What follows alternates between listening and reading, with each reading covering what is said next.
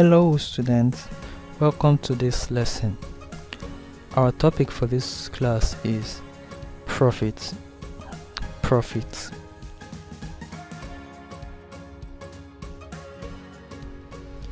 In this class, we'll be looking at types of profits, items in the trading profit and loss account. Also be looking at uses of trading profit and loss accounts, factors affecting profit, and now let's begin with types of profits. Remember, in our last class we defined profit according to three perspectives. That is the layman's view of profit, the economist's view of profit, and the accountant's view of profit. However, in this class our focus will be the accountant's view of profit. And we said that the accountant sees profit as the excess of income over expenditure. Now, the accountant views profit from two perspectives. The first one, the gross profit. Gross profit is the difference between the total sales of goods and the cost of goods sold. For example, Company ABC is in the business of selling shoes. If this company sells, say for example, 50,000 naira, makes an income of 50,000 naira, to determine the gross profit is to subtract the expenditure, the expenses from the gross profit. So if Company ABC makes or sells 50,000 naira worth of shoes, and in the process of selling these shoes, the company incurs expenditure of say 10,000 naira.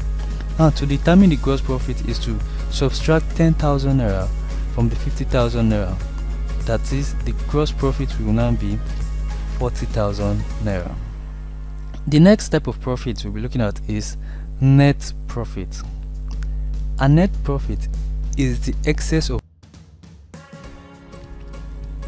To determine the gross profit or net profit of an organization, a trading profit and loss account is created.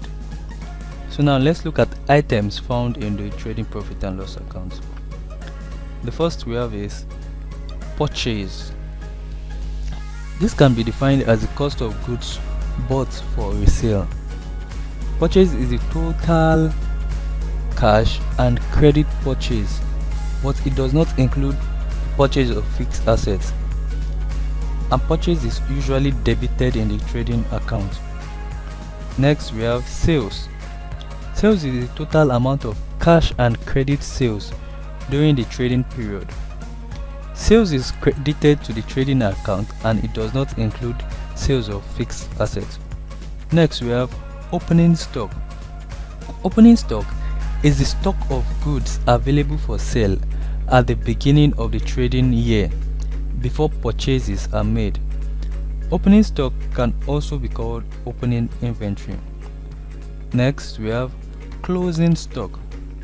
Closing stock is the stock of goods available at the end of the trading year. Closing stock is also known as closing inventory. It is the goods left over that was not sold during the trading period. We also have return outward. These are part of goods purchased that are returned back to the supplier. Return outward is deducted from the purchase. Next is return inward. Return inward is the part of the goods sold that are returned back by the customers. Return outward or return inward is deducted from the total sales, and this is made to arrive at net sales. We have carriage inward. This is the cost of transporting goods to the point of sale. Carriage inward is added to the cost of purchase. Next is cost of goods available for sale. This is the total value of goods to be sold after adding goods purchased and opening stock. And lastly we have Now let's take a look at the uses of trading profit and loss account. 1. Profit and loss account is the basis of analyzing the performance of a company. 2.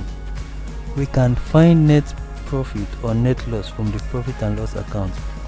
This will be useful for taking the decision of payment of dividend. 3. Employees may demand reward on the basis of good performance in the profit and loss account. Next, banks can take decision for providing more loans to a company if bank sees good net profit in the profit and loss account.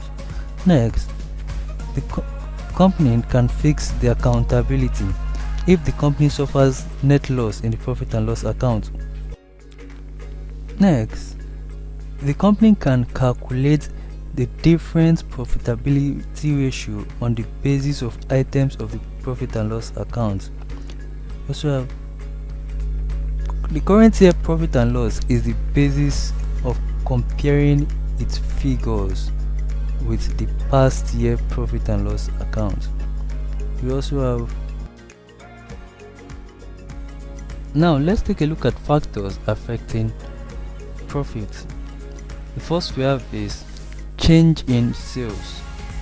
Changes in sales is the most visible item that influences a company's gross profit. Both external and internal factors influences change in sales. The external factors may include the economy, market stability, natural factors such as weather-related disasters, etc. While internal factors include the marketing effort of the company, pricing, payment option available to customers, etc.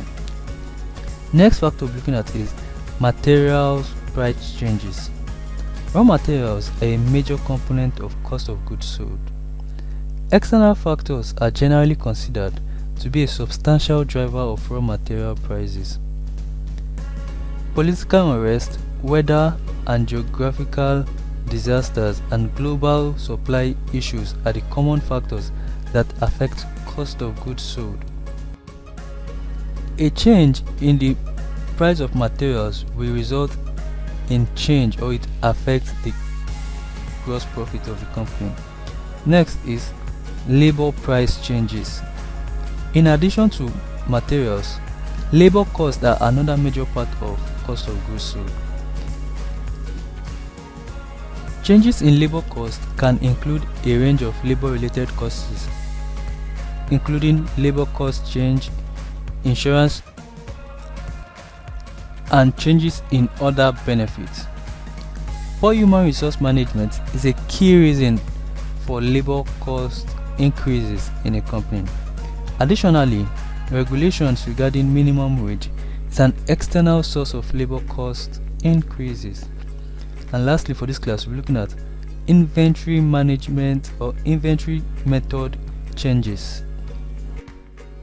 The inventory method that is implemented in a company has an impact in the company's gross profit.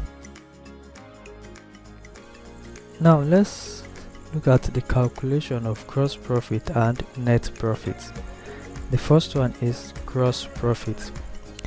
The gross profit is the overall profit on the trading activity of a company or a business entity, and the gross profit is gotten by deducting the cost of goods sold from the net profit. Therefore, gross profit equals to net sales minus cost of goods sold. Now, the net sales is the value of sales generated by a company or a business entity after deduction of returns, that is, return inwards and return outwards, discounts, and the value of damaged or lost goods. While cost of goods sold is the actual cost of goods sold. It is arrived by deducting the closing stock from the cost of goods available for sale. I repeat, cost of goods sold is the cost of goods actually sold, and it is gotten by deducting the closing stock from the cost of goods available for sale. The next type of profit, which is the net profit, is net profit is the final profit of the business after deducting all expenses, and the net profit is gotten by the. And before we end this class, let's do a little exercise. 1. State and explain the types of profit. 2. List and describe the items that can be found on the trading profit and loss account. 3. Give 6 reasons why a company needs a trading profit and loss account. 4. What factors affect profit? And lastly, I hope you were able to do the exercise. However, we've come to the end of this class. See you in our next class. Thank you for watching. Bye bye.